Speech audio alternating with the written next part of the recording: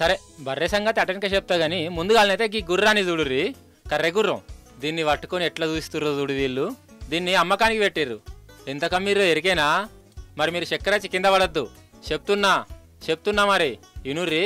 అక్షరాల 15 కోట్ల రూపాయలు.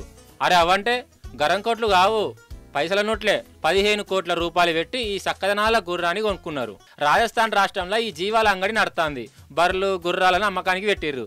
ఈ గుర్రాన్ని 15 కోట్ల రూపాయలకు అమ్మిర్రు వీళ్ళే. మరి దీని స్పెషాలిటీ ఏందంటారా? ఇది రేసింగ్లో పోతే ఫస్ట్ ప్రైజ్ పట్టుకొత్తదటం వల్ల ఇక దీనికి తిండి కూడా ఉత్తపచ్చి తిండి పెట్టలే, అన్ని డ్రై ఫ్రూట్స్ గిరి ఫ్రూట్స్ పెట్టి సాదిర్రు. తిప్పి కొడితే దీని వయసు 2 ఏళ్ళు ఏమో ఉంటాయి అంతే. ఏడ పడితే గడ కనబడాయట ఈ గుర్రాలు. 100లో ఒక్కడి కానొస్తుందట.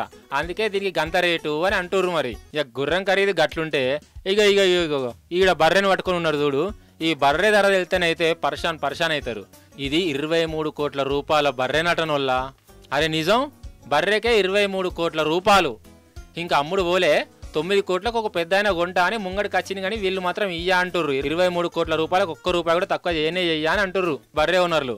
మరి ఎందుకు గంత రేట్ అయ్యా అంటే ఇది మస్తు పాలిత్తదట. ఇక ఇసొంటి బర్రె ఇంట్లుంటే ఇంటికి ధనలక్ష్మి అద్దన్నా అత్తదటన వల్ల అందుకే గింత రేట్ అట.